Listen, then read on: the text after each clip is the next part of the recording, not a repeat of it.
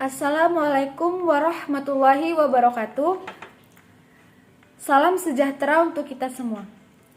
Pertama-tama, marilah kita panjatkan puji dan syukur atas kehadirat Allah Subhanahu wa taala, di mana atas berkat dan rahmatnya saya dapat mengumpulkan tugas ujian akhir semester yang dibimbing oleh Ibu Junaida MPD, mata pelajaran Bahasa Indonesia.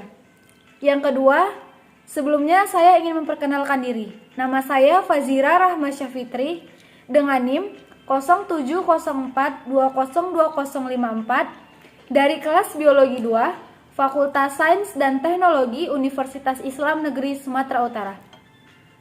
Di sini saya akan membahas tentang paragraf. Yuk kita simak videonya. Paragraf. Paragraf yaitu satuan bentuk bahasa yang biasanya merupakan hasil penggabungan beberapa kalimat finozah dalam hikmat. Fungsi dan syarat paragraf. Yang pertama, menampung bagian kecil gagasan utama karangan. Yang kedua, pengarang melahirkan pikiran secara sistematis. Yang ketiga, pembaca mudah mengikuti alur pikiran pengarang. Yang keempat, membentuk penggalan pikiran pengarang. Dan yang kelima, sebagai tanda pikiran baru. Unsur paragraf terdiri dari kesatuan, koherasi, dan pengembangannya. Kerangka paragraf yang pertama, menentukan tema. Yang kedua, menentukan ide dengan menuangkan kalimat yang menjadi ide dasar paragraf. Yang ketiga, menuliskan kalimat penjelas untuk mendukung ide pokok. Macam-macam paragraf yang pertama yaitu jenis paragraf berdasarkan isi. Yang kedua, jenis paragraf berdasarkan letak kalimat utamanya. Yang ketiga, jenis paragraf berdasarkan fungsinya. Paragraf berdasarkan isi, yang pertama narasi. Narasi adalah paragraf yang menceritakan atau mengisahkan suatu kejadian atau peristiwa. Bentuk ini mementingkan urutan kejadian dan tokoh Sudarno dalam hikmat. Yang kedua yaitu deskripsi. Deskripsi adalah paragraf yang menggambarkan suatu objek sehingga pembaca seakan-akan bisa melihat, mendengar, atau merasa objek yang digambarkan itu.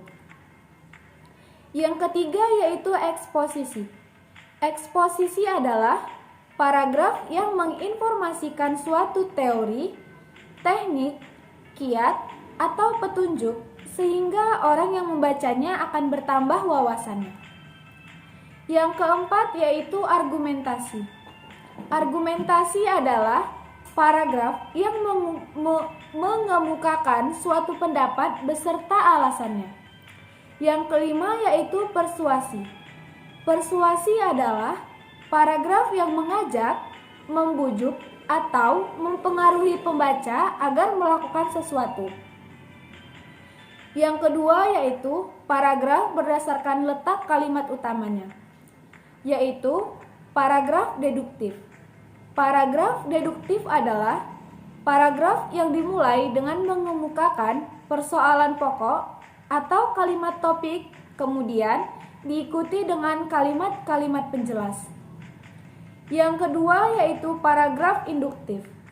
Paragraf induktif adalah paragraf yang dimulai dengan mengemukakan penjelasan-penjelasan, kemudian diakhiri dengan kalimat topik. Yang ketiga yaitu paragraf campuran. Paragraf campuran adalah paragraf yang dimulai dengan mengemukakan persoalan pokok atau kalimat topik, kemudian diikuti kalimat-kalimat penjelas dan diakhiri dengan kalimat topik.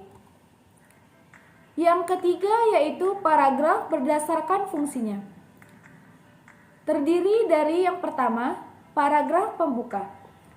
Paragraf pembuka disebut juga paragraf pendahuluan.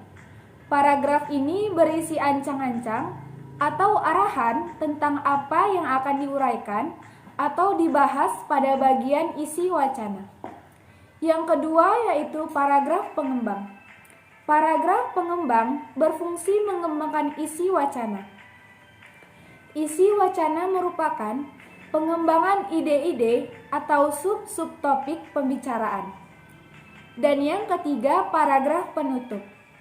Paragraf penutup ialah paragraf yang mengakhiri sebuah uraian, bisa mengandung bermacam-macam maksud atau isi seperti kesimpulan uraian, saran atau harapan, penegasan, kritikan, dan rangkuman isi uraian atau resume.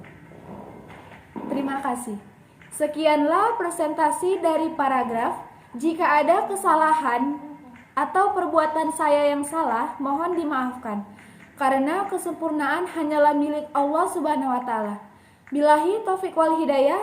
Wassalamualaikum warahmatullahi wabarakatuh.